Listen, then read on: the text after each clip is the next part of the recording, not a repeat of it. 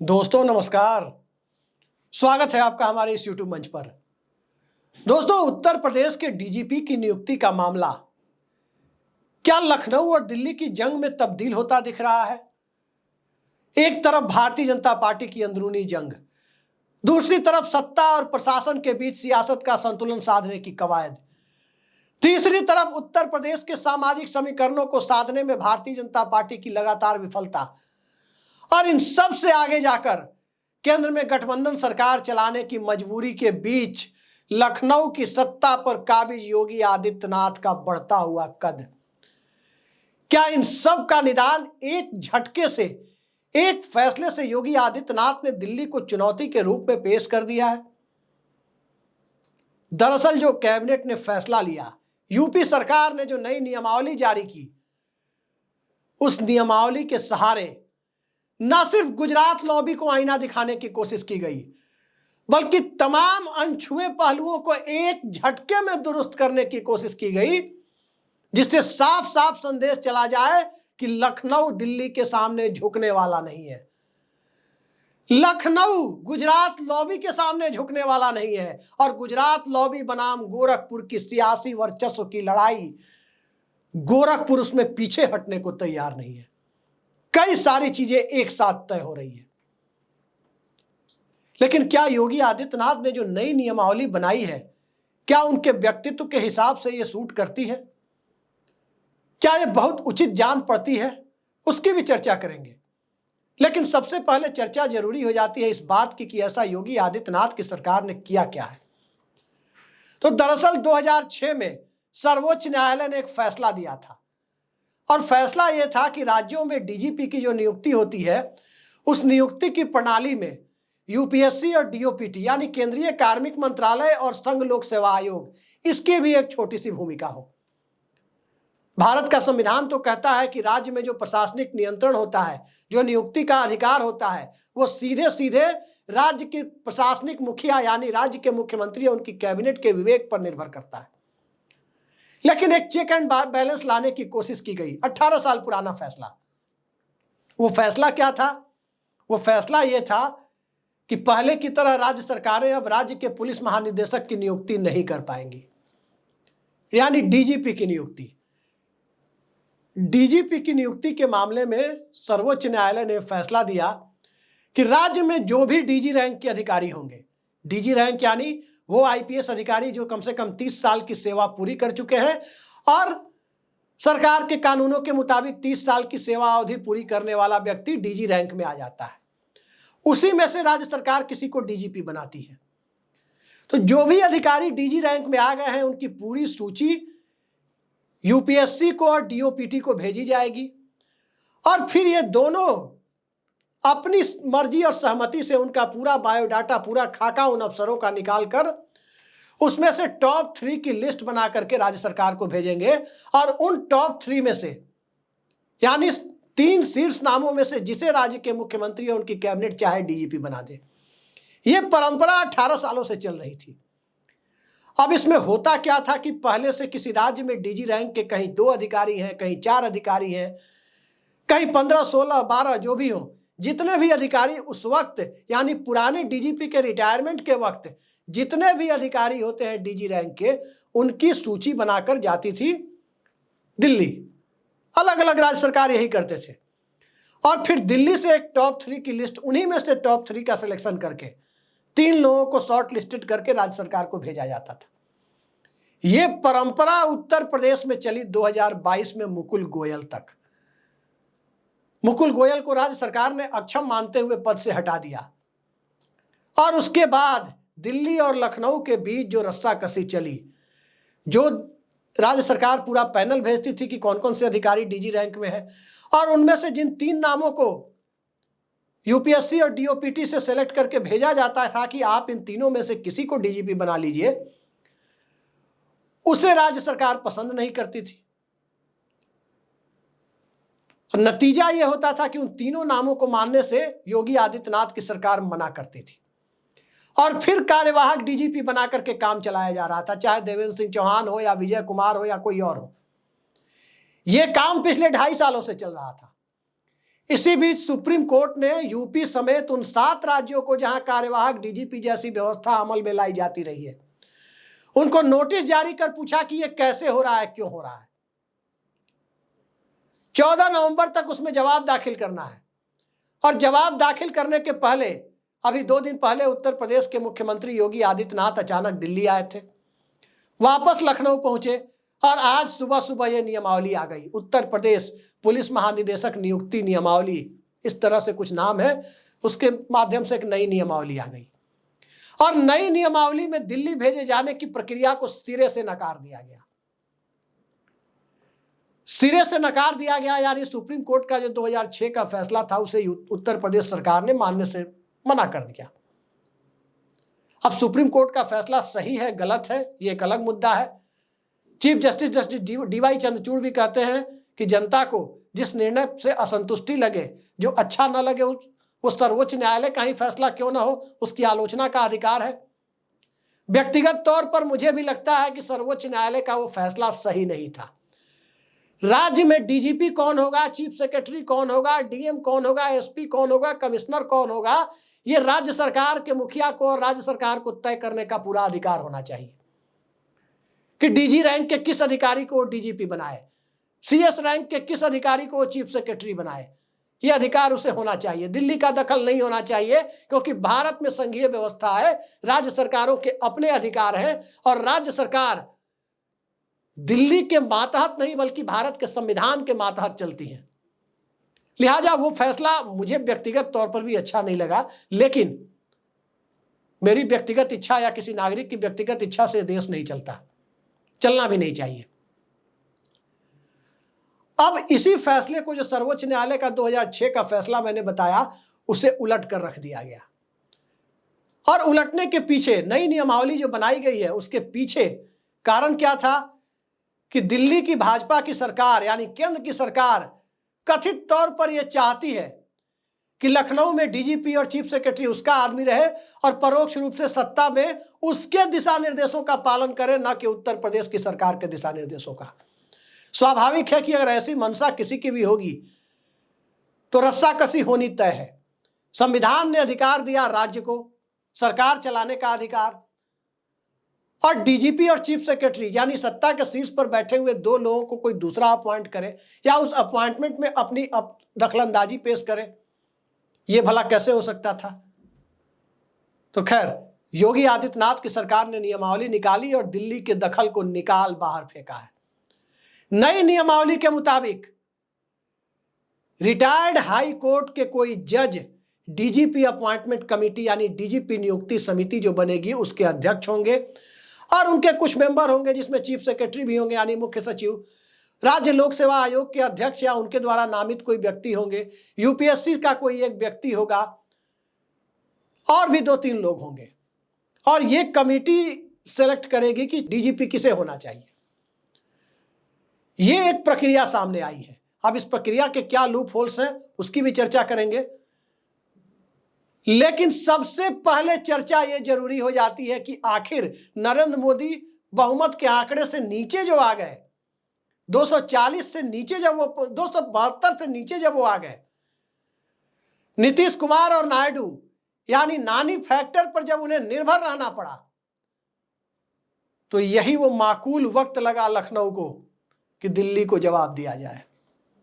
यही वो माकूल वक्त था जब भारतीय जनता पार्टी का अध्यक्ष तक चुनने में परेशानी आ रही है, किसे अध्यक्ष बनाया जाए।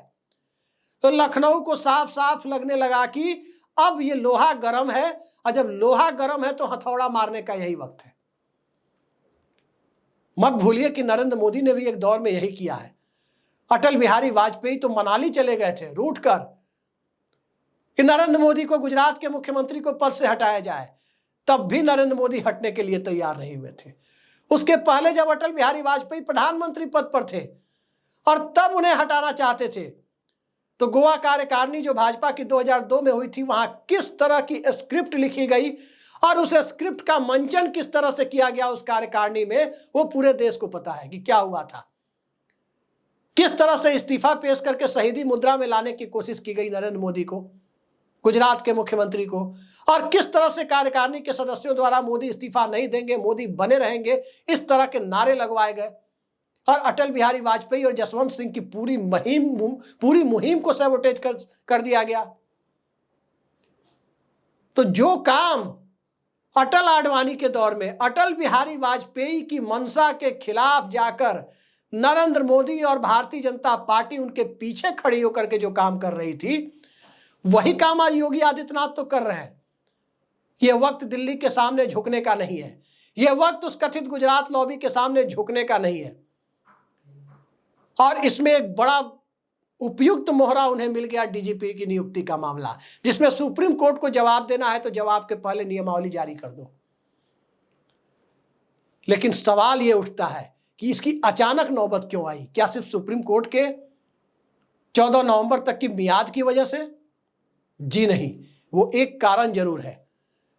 दूसरा कारण है भाजपा अध्यक्ष की नियुक्ति का मामला, और उपचुनाव में यदि भारतीय जनता पार्टी का प्रदर्शन खराब होता है या अच्छा होता है तो उससे उपजी परिस्थितियों का मामला। उत्तर प्रदेश के सियासी हालात को यदि तमाम पॉलिटिकल पार्टियों की तैयारी से परे हटकर देखने की कोशिश करें, दो बातें साफ होती हैं। समाजवादी पार्टी यदि बहुत अच्छा प्रदर्शन करके उपचुनाव में भारतीय जनता पार्टी को हरा देती है तो भारतीय जनता पार्टी के पास एक विकल्प बनेगा कि योगी आदित्यनाथ का नेतृत्व प्रेरणादायी नहीं रहा, अब उन्हें बदल देना चाहिए। किसी पिछड़े वर्ग का, अति पिछड़े वर्ग का या दलित वर्ग का कोई नेता मुख्यमंत्री बनाया जाना चाहिए। लेकिन यह स्थिति अखिलेश यादव के लिए ज्यादा बड़ी मुसीबत साबित हो सकती है। आगे कुआं पीछे खाई वाली स्थिति, कि उपचुनाव जीतकर सत्ता तो बनाई नहीं जा सकती, बड़ा बहुमत है बीजेपी के पास। सत्ता तभी आएगी जब 2027 का चुनाव आएगा। तो 2027 तक के लिए योगी आदित्यनाथ मुख्यमंत्री बने रहे, यह विपक्ष के लिए राजनीतिक तौर पर बहुत फायदे का सौदा साबित हो सकता है। लेकिन समाजवादी पार्टी की तैयारी तो जबरदस्त है उपचुनाव जीतने की। वो छोटे मैच में भी अपने धमाकेदार प्रदर्शन को दोहराना चाहती है जो लोकसभा चुनाव में था। भारतीय जनता पार्टी की स्थिति यह है कि यदि योगी आदित्यनाथ ने अच्छा प्रदर्शन कर दिया 9 सीटों के उपचुनाव में, तो फिर योगी आदित्यनाथ को हटाएंगे तो कैसे हटाएंगे? और योगी आदित्यनाथ बने रहेंगे तो ये अखिलेश यादव का पीडीए का नारा, पिछड़ा दलित अल्पसंख्यक अगड़ा का नारा, ये जितना तेजी से लोकसभा चुनाव में आगे आया था और अब तो वकालत खाने के चुनाव में भी ये चला गया, बार के इलेक्शन में भी, जिला स्तर पर, तो ये इससे नीचे कहां तक पेनिट्रेट करके जा रहा है, वो योगी आदित्यनाथ के बने रहते मुश्किल हो जाएगा और ज्यादा। उसके लिए आसान परिस्थितियां होगी विपक्ष के लिए। तो बीजेपी के लिए भी आगे कुआं पीछे खाई की स्थिति है। और जब ये स्थिति चल रही है, इस बीच में भाजपा के अध्यक्ष का चुनाव है, राष्ट्रीय अध्यक्ष का चुनाव, और उस राष्ट्रीय अध्यक्ष के चुनाव में एक तरफ संजय जोशी का नाम लिया जा रहा है, दूसरी तरफ वसुंधरा राजे का नाम लोग चला रहे हैं, और ये सब मोदी विरोधी कैंप के माने जाते हैं। तीसरी तरफ कुछ लोग देवेंद्र फडणवीस का नाम भी बीच में लेकर आ रहे हैं, और चौथी तरफ जम्मू कश्मीर के उपराज्यपाल मनोज सिन्हा का नाम भी आ रहा है। मनोज सिन्हा पूर्वांचल के हैं, जहां से योगी आदित्यनाथ आते हैं। पूर्वांचल की राजनीति में मनोज सिन्हा की बतौर राष्ट्रीय अध्यक्ष उपस्थिति, ये योगी आदित्यनाथ की स्थिति को कमजोर करने के लिए तो नहीं इस तरह के नाम आगे बढ़ाए जा रहे हैं। ये तमाम चीजें योगी आदित्यनाथ भी कैलकुलेट कर रहे हैं कि आगे उनके लिए परिस्थितियों को दुरूह तो नहीं बनाया जा रहा, लिहाजा नहले पर दहला खेलने के लिए उपयुक्त अवसर था जो योगी आदित्यनाथ ने किया। और इसके बाद भारतीय जनता पार्टी के समीकरणों की सियासत, नरेंद्र मोदी के उत्तराधिकार की लड़ाई की, मोदी के बाद दिल्ली में अमित शाह या योगी आदित्यनाथ। देवेंद्र फडणवीस तो डिमोशन हो गया, उनका सीएम से डिप्टी सीएम बने, अब पता नहीं 23 नवंबर के बाद क्या बनेंगे, लेकिन उनके डिमोशन के बाद रेस से वो बाहर हो चुके। नरेंद्र के बाद देवेंद्र, वो सपना पूरा नहीं हो पाया। लेकिन योगी आदित्यनाथ और अमित शाह, स्वाभाविक है कि स्वस्थ प्रतियोगिता जो राजनीति में होती रहनी चाहिए, उसमें नरेंद्र मोदी के बाद कौन, ये सवाल हर दौर में उठा है, अब भी उठेगा। अटल बिहारी वाजपेयी के दौर में भी उठता था कि अटल जी के बाद कौन, नेहरू के दौर में भी उठता था नेहरू के बाद कौन। तो ये सवाल नरेंद्र मोदी के दौर में उठना स्वाभाविक है और हर कोई उसमें अपना योगदान देना चाहता है, आगे बढ़ना चाहता है। योगी आदित्यनाथ सबसे बड़े सूबे के मुख्यमंत्री है पिछले 7.5 सालों से, तो इस रेस में उनकी टक्कर स्वाभाविक है कि गृह मंत्री अमित शाह से होगी। और रेस में टिके रहने के लिए मुख्यमंत्री पद पर बने रहना जरूरी है। मुख्यमंत्री पद पर या तो बने रहें या भारतीय जनता पार्टी हार कर उत्तर प्रदेश में विपक्ष में चली जाए। वो नौबत भी अभी 2.5 साल बाद आनी है चुनाव की, उसमें हार होगी या जीत होगी, जो भी होगा। लेकिन योगी आदित्यनाथ का रिप्लेसमेंट यदि बीजेपी के अंदर से यूपी में आ जाए तो योगी आदित्यनाथ का भी देवेंद्र फडणवीस वाला हाल तय है। हाँ, पार्टी हार के बाहर हो जाए तो कोई नुकसान नहीं है। राजनाथ सिंह का भी कोई नुकसान नहीं हुआ। जो जो भाजपा का कद उत्तर प्रदेश में नीचे गिरता चला गया, राजनाथ सिंह का राजनीतिक कद ऊपर बढ़ता चला गया। तो इस तथ्य को भी योगी आदित्यनाथ समझते हैं। लिहाजा एक तीर से कई शिकार, कई निशाने लगाने की कोशिश इस डीजीपी नियुक्ति नियमावली के साथ योगी आदित्यनाथ ने किया है। यह मामला तय है कि अब सुप्रीम कोर्ट में जाएगा।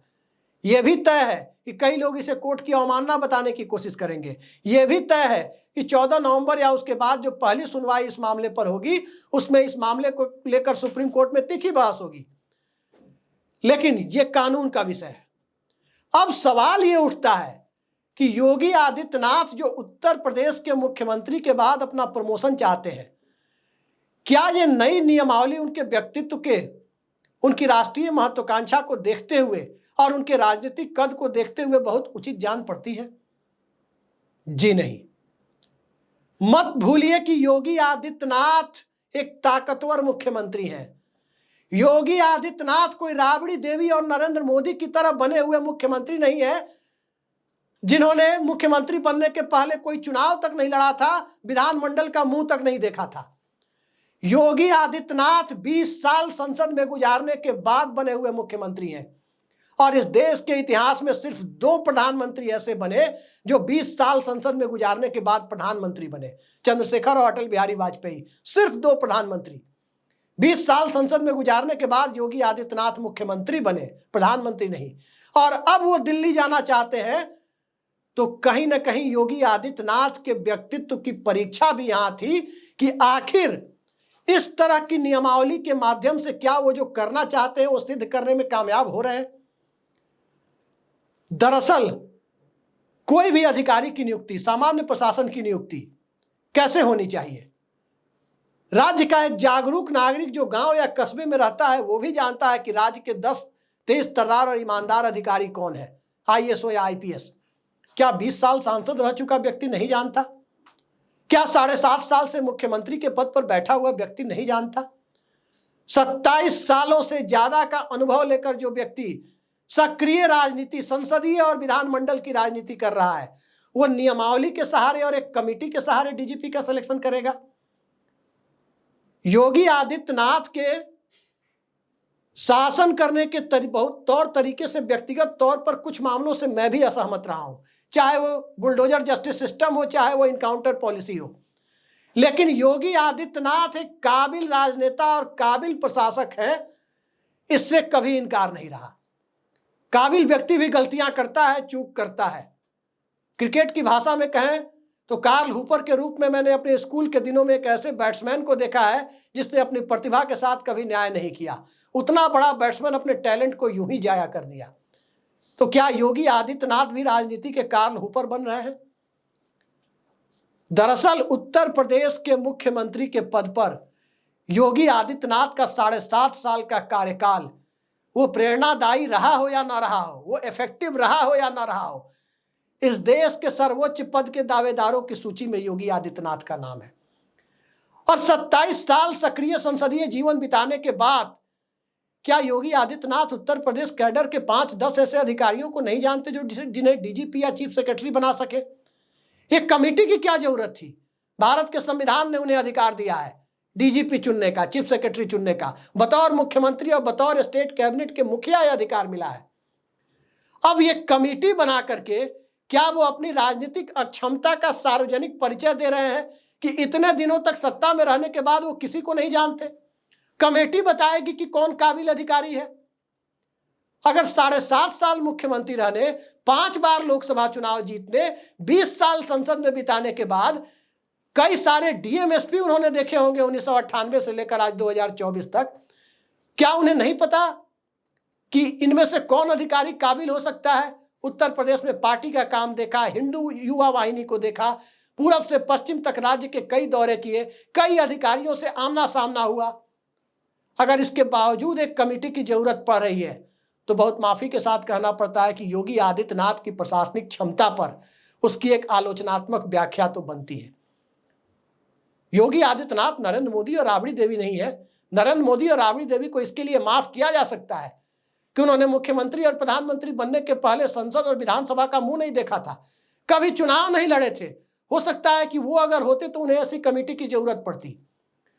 वो जिस तरह के बयान उनके आते हैं, जिस तरह की बातें वो कहते हैं, जिस तरह का इतिहास ज्ञान वो बघाड़ते हैं, तो उन दोनों लोगों को माफ किया जा सकता है कि चलो भाई, ये तो मुख्यमंत्री पहले बने, विधायक बाद में बने, ये प्रधानमंत्री पहले शपथ लिए, सांसद की शपथ बाद में लिए। तो उनकी अनुभवहीनता को योगी आदित्यनाथ 27 साल के अनुभव रखने वाला व्यक्ति अपने साथ क्यों बराबरी के साथ खड़ा कर रहा है? ये सवाल इस नई नियमावली को देखकर खड़ा होता है। कोई जरूरत नहीं थी इस नई नियमावली को बनाने की, वो खुद अपॉइंट कर सकते थे, लेकिन पता नहीं किस प्रकार के सलाह उन्हें दी जाती है। एक छोटा उदाहरण आपको देता हूं, सारी चीजें समझ में आ जाएगी। 1990 में चंद्रशेखर प्रधानमंत्री बने देश के। प्रधानमंत्री बनने के पहले वो किसी भी सार्वजनिक पद पर नहीं थे, सिर्फ सांसद ही हुआ करते थे, किसी सरकारी पद पर मंत्री मुख्यमंत्री कुछ नहीं रहे। और अयोध्या विवाद चरम पर था। बिहार कैडर के एक आईपीएस किशोर कुणाल को लाकर उन्होंने अयोध्या सेल का चीफ बनाया पीएमओ में। उन्हें भी पता था कि धार्मिक रुझान का एक ईमानदार अधिकारी बिहार में है जो किसी पद पर नहीं थे। उसके लिए कोई कमेटी नहीं बनाई थी कि अयोध्या विवाद के लिए किसे लाया जाए। लेकिन 27 साल और उसमें भी 7.5 साल सत्ता में गुजारने वाले मुख्यमंत्री कमेटी बना रहे हैं, तो कहीं ना कहीं अपनी राजनीतिक प्रतिभा को यूं ही जाया करने जैसी चीजें सामने आ रही है। यहां कोई स्पेशलिस्ट नहीं बनाने थे। यहां किसी जिले में आर्सेनिक और फ्लोराइड पानी में मिल रहा है ग्राउंड वाटर में, उसको दुरुस्त करने के लिए किसी वैज्ञानिक को नहीं लाना था। यह सामान्य प्रशासन का मुद्दा है, डीजीपी चीफ सेक्रेटरी। यहां कोई शिक्षा व्यवस्था को दुरुस्त करने के लिए किसी बड़े शिक्षाविद को नहीं लाना था। किसी महामारी को, किसी पेंडेमिक को रोकने के लिए हेल्थ एक्सपर्ट को नहीं लाना था, जिसके लिए सिलेक्शन कमेटी और सर्च पैनल बनाना हो। तो एक व्यवस्था को नकारने के लिए एक दूसरी समानांतर व्यवस्था खड़ी करना, यह निर्णय कुछ पच नहीं रहा है। काम बड़ा किया योगी आदित्यनाथ ने, क्योंकि संघीय ढांचे के अंदर राज्य सरकारों की जो अपने अधिकार है उसकी पुष्टि की दिशा में कदम बढ़ाया, जो स्वागत योग्य कदम है। लेकिन अब उसकी जगह एक दूसरा सर्च पैनल बना देना, यह निर्णय थोड़ा अटपटा जरूर है। देखिए होता क्या है। लेकिन फिलहाल का सबसे बड़ा सत्य यही है कि अब योगी आदित्यनाथ रुकने वाले नहीं है। परिणाम चाहे जो हो, लखनऊ के सामने दिल्ली को झुकना होगा। पटना वैसे ही झुका रहा है दिल्ली को, लखनऊ भी झुकाने की स्थिति में आ गया। आज के लिए इतना ही। नमस्कार।